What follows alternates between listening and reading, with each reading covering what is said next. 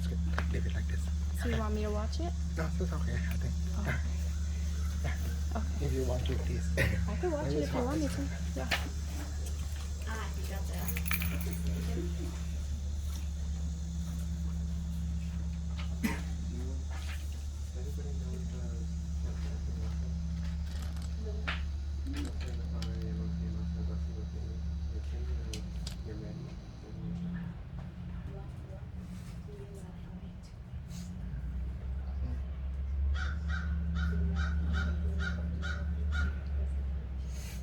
Yeah, you want me inside here.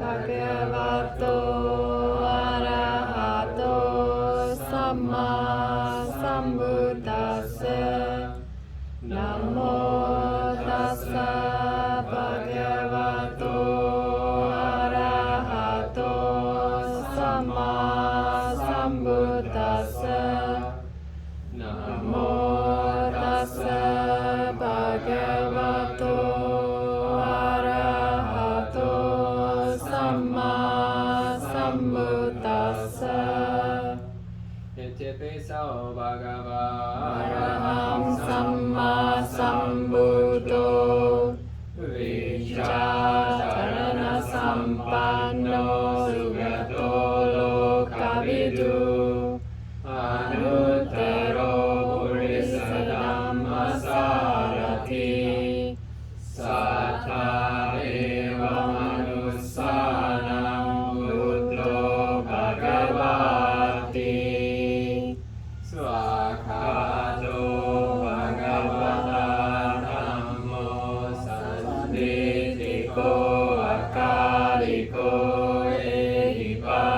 โกปันนาอิโกปัจจาตัมเลหิตาโกวิญญูอิติสุปฏิปันโนภะคะวะโตสาวกสังโฆอุจุปฏิปันโนภะคะวะโตสาวกสังโฆญาณปฏิปันโนภะคะวะโตสาวกสังโฆสามีจิปฏิปันโนภะคะวะโตสาวกสังโฆยาติดัมชัตตาริปุริสยุกานิอาตาปุริสภูเกลาเอสะภะคะวะโตสาวกสังโฆอาหุเนโยอาหุเนโยดาคิเนโยอัญชลิกรณิโยอนุตตรังบุญญาเขตังโลกัสสาติ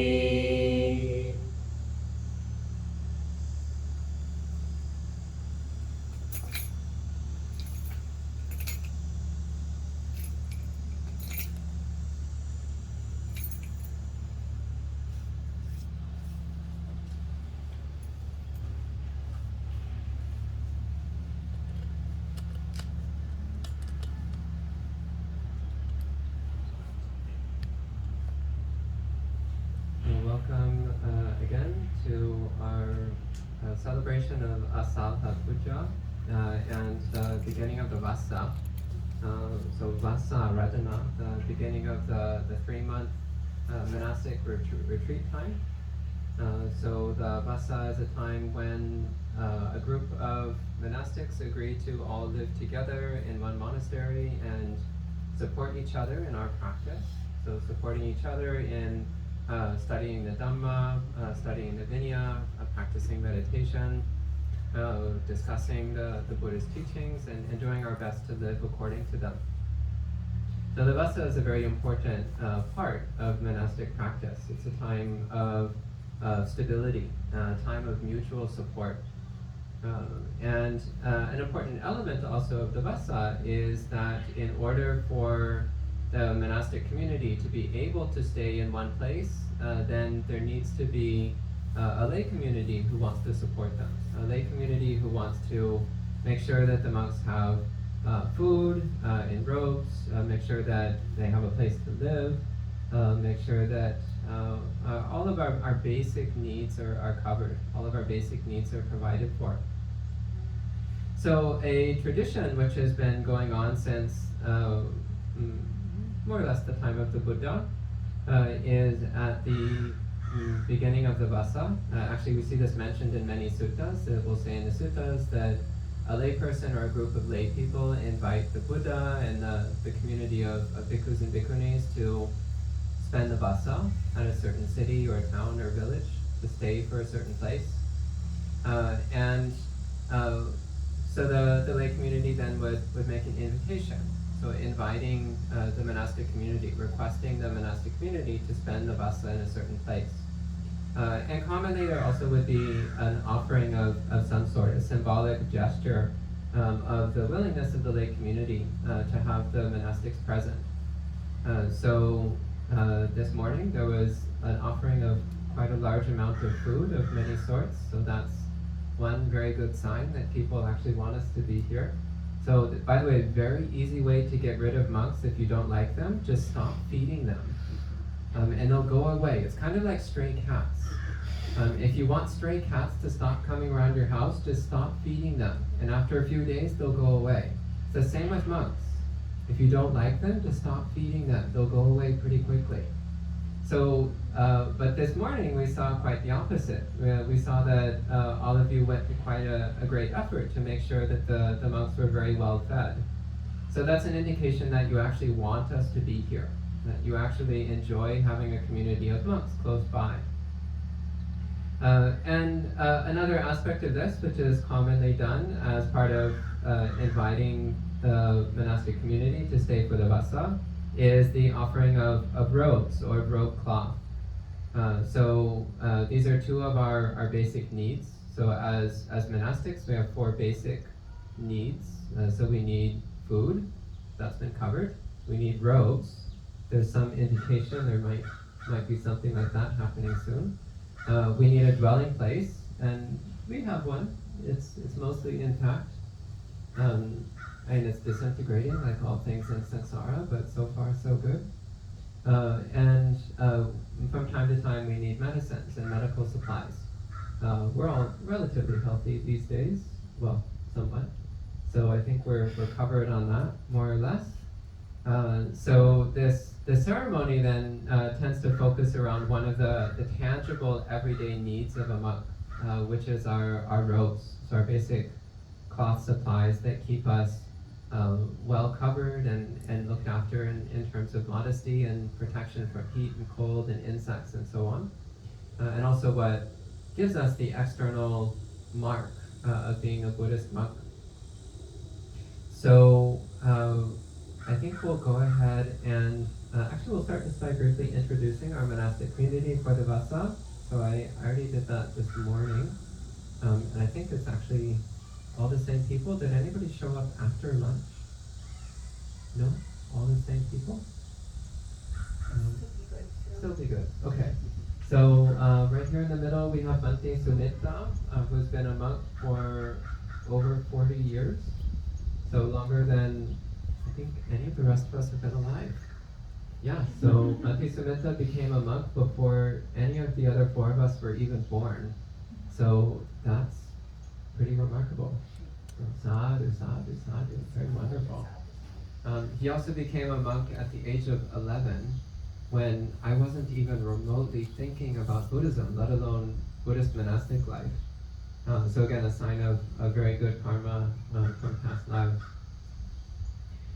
Then to Bhante Sumita's right, we have Ayasoma, our beloved abbot and founder of this monastery. She likes to say that I helped out, but we all know that it was her initiative and her great courage and skill which has made all of this possible. To our right we have Aya Vimlanyani, who just arrived yesterday on a 24-hour flight from Sri Lanka. So it's a miracle that she's upright and moving around. I would probably still be horizontal if I had jet lag like that. So we're happy that she's come to join us for the Vassa entering ceremony, and that she'll be with us for the whole Vassa time. Revealing some secrets here, Ayavimlanyani knows both Pali and classical Chinese. So she's been working on comparative study of Vinaya texts in the Pali and Chinese language, as well as some material from the suttas as well. So very exciting to have her with us for the next few months. And to our left we have Bhante Sanata Vihari, who's actually not staying for Vassa, despite our repeated requests. He's actually just visiting for a couple of weeks, and he's going back to LA this afternoon. So you still have a couple minutes to change your mind. My name is Bhante Sudaso, and I also intend to stay here for the Vassa. So it will be the four of us, so Bhante Sumita, Ayasoma, Ayavimlanyani, and myself, Bhante Sudaso. So at this time, if some representatives of the lay community would like to invite us to stay for Vassa, this is your opportunity to do so.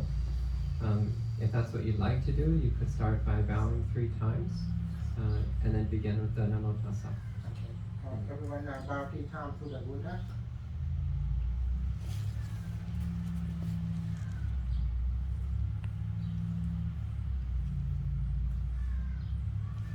Bow another 3 times for the Sangha.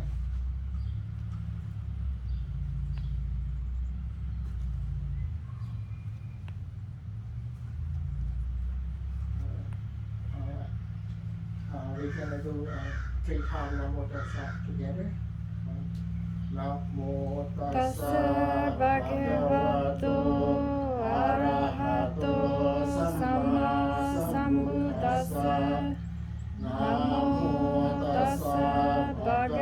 โตอะระหะโตสัมมาสัมพุทธัสสะนะโมตัสสะภะคะวะโตอะระหะโตสัมมาสัมพุทธัสสะมะยังพันเตชะหาเยอิมัสมิงวิหาเรสังคัสสะอิมัมเตมาสัมวาสัมอุเพนตัมยาจามะดุติยัมปิมายังพันเตชะยาเยอิมัสมิงวิหาเรสังคัสสะอิมัมเตมาสัมวาสัมอุเพนตัมยาจามะตติยัมปิมายังพันเตชะอาเยอิมัสมิง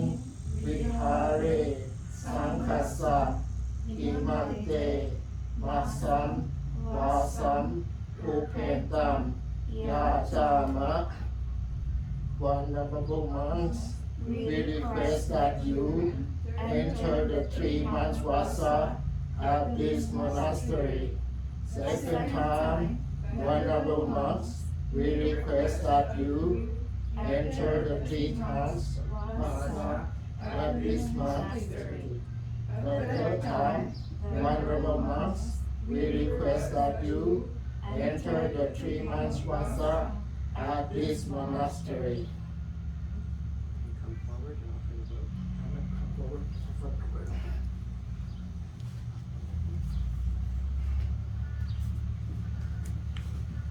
And we answer to the prayer. We offer the robe to the sun. Give it up. Okay, 1, 2, 3. We offer the robe to the Sangha. Sadhu, sadhu, sadhu. Bow 3 times.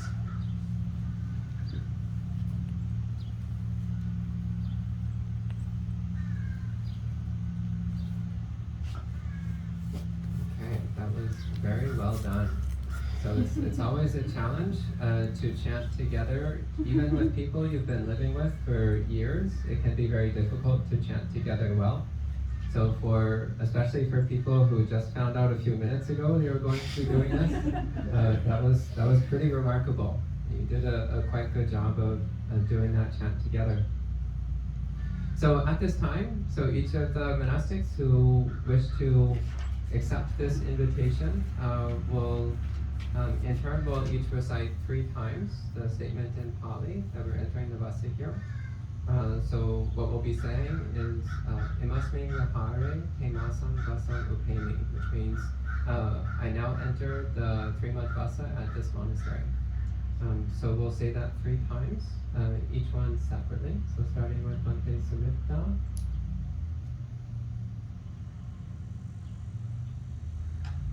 Masming vihare mante masam vasam upemi idha vasam upemi Masming vihare mante masam vasam upemi idha vasam upemi Masming vihare mante masam vasam upemi idha vasam upemi Sadhu, sadhu, sadhu. Imasming Vihare Amamte Masang Vasang Upemi. Imasming Vihare Amamte Masang Vasang Upemi. Imasming Vihare Amamte Masang Vasang Upemi. Sadhu, sadhu, sadhu.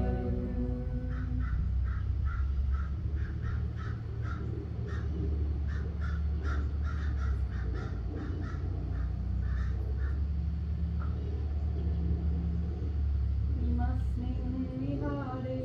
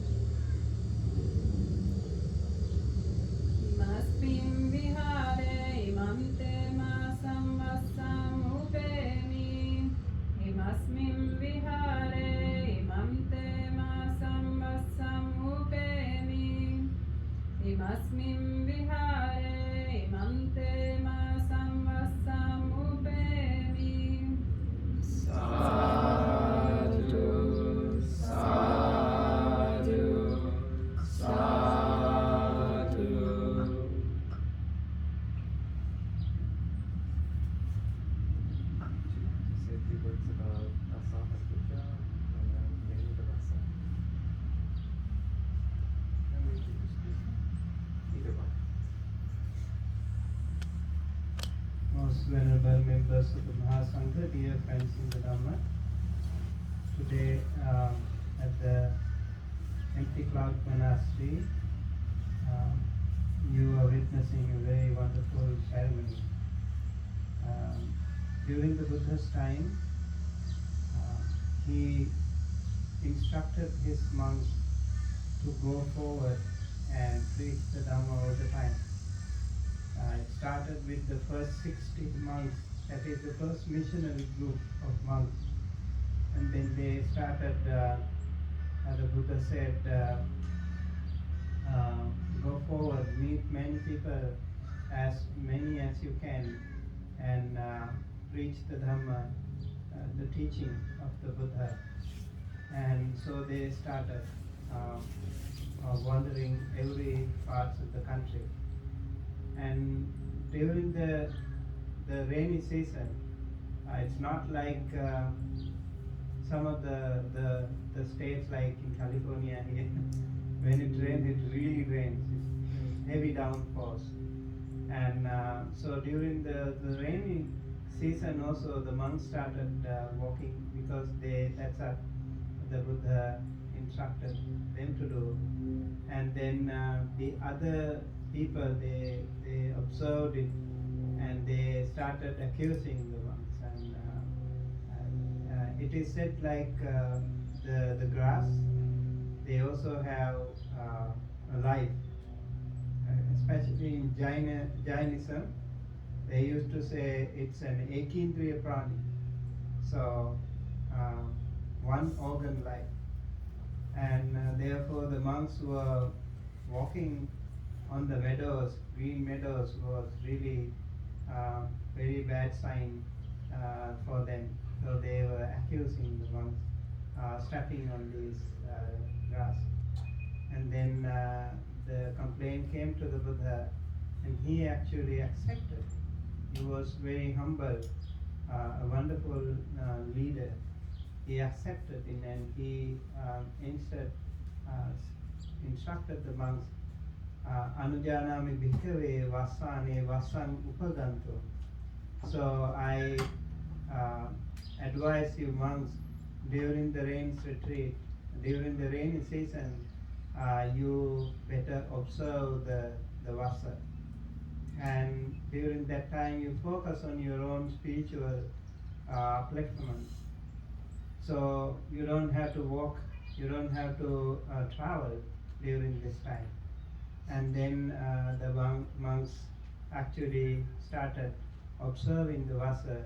This 3 months period of the year is, I must say, the holiest time in our spiritual calendar.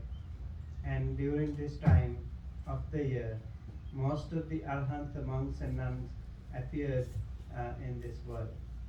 So we see so many average, regular, mundane monks and nuns would observe the Vassa as regular monks and nuns, and then they would determine themselves to attain the Arahanthood.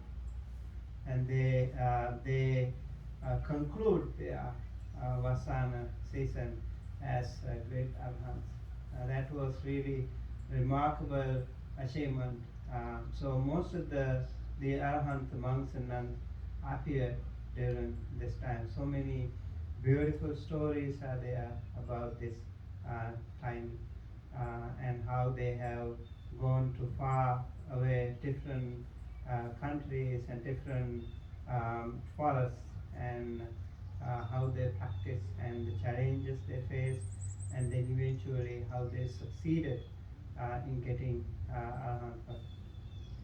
And so it's really a remarkable achievement during this time of the year.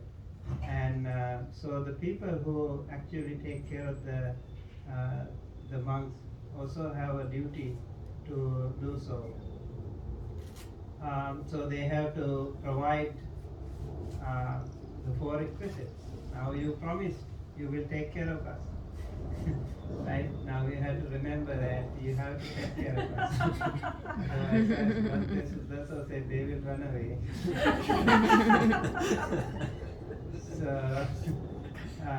it's also very, very powerful, good meritorious activity that you can generate a lot of good merits during this time of the year. And when you take care of the monks, they have 4 requisites: the cloth, the robe that we have. This is a basic requirement, and also the food, the alms food, the pindapata, that's another requirement. And then the dwelling place, this may be maintaining or doing something to improve the quality, and that's another requirement. And then medicinal requirements, if they need any medical support during this time. And hopefully by the power of the Buddha Dhamma Sangha, by the power of all of us working together, this time can be so fruitful and meaningful to all of us, that we can all work together and do something together for the betterment of all of us. And while the monks and nuns would focus more on their spiritual practice, the lay people are also advised to focus on their own spiritual practice as well. And so there are two kinds of practices actually in the sadhana, what we call pariyatti and patipatti. Pariyatti is the learning. So practicing is patipatti. And so they are also called Gamavasi and Aranyavasi. And the monks who are dwelling in the suburban places are called Gamavasi. The monks who are dwelling in the forest, they are called Aranyavasi. And so they have different roles to play. Especially the monks who are in the suburban places, they also have to cater to the spiritual demands of the people. So they come to the temple and they have to give Dhamma talks, they have to teach the Dhamma. That also is a part of it. But mostly the monks who are confined to the forest, they can completely work on their own liberation. And so pariyatti is also very important. I remember when I was a little monk, our spiritual masters, they used to say, okay, during this rains retreat, you have to finish this part of the chanting. You have to learn things by heart, some of the suttas, and so that's what we actually did during this rains retreat when we were little monks. It was really helpful for us to focus more on study, learning the Dhamma more, and then we also had more opportunity to practice. And now it is more actually we have to work on our own vinaya and also our own practice. It would be really a great spiritual practice. And yes, I'm very excited to be here at the temple to practice with these wonderful spiritual friends around, these monastic friends. That will be hopefully a great experience to all of us. Share the Dhamma, learn the Dhamma, and practice the Dhamma together will be a great journey together. They are all from different countries, different cultures. I think that will be a wonderful unity in diversity situation here.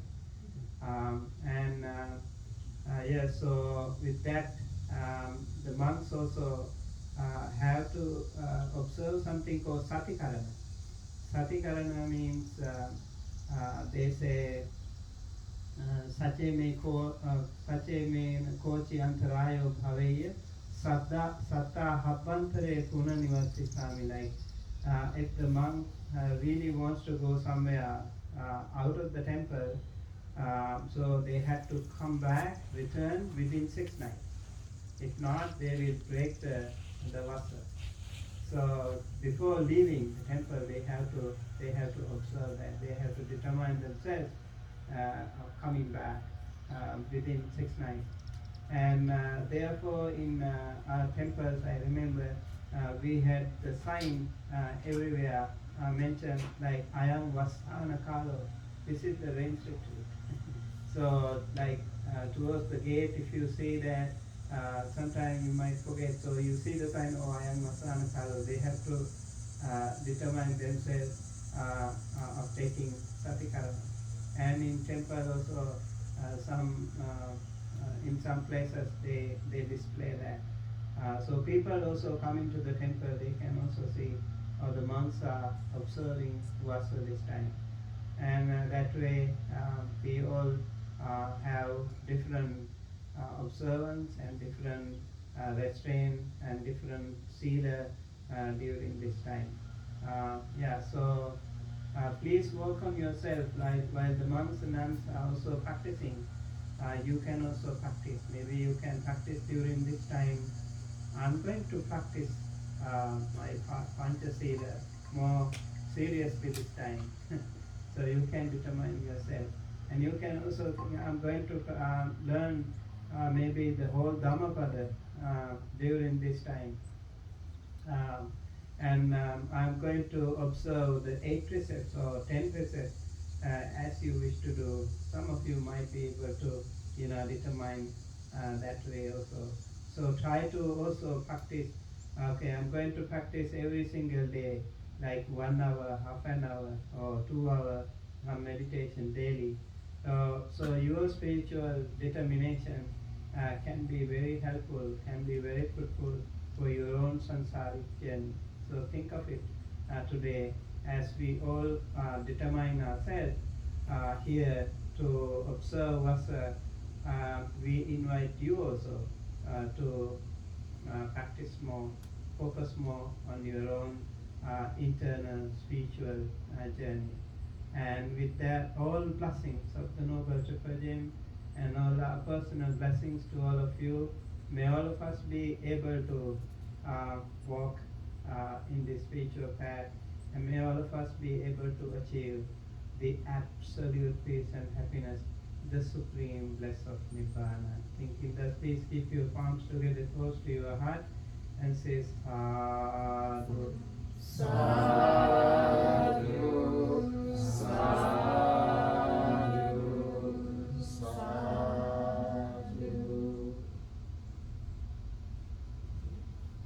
Thank you, Bhante. That was beautiful. So next at this time, I'm noticing people are a little bit sleepy, maybe from that monstrous feast that happened relatively short time ago. Even espresso has a hard time cutting through Theravada lunch times. So I think this would actually be a great time to do the walking meditation. So circumambulating the Buddha statue and reciting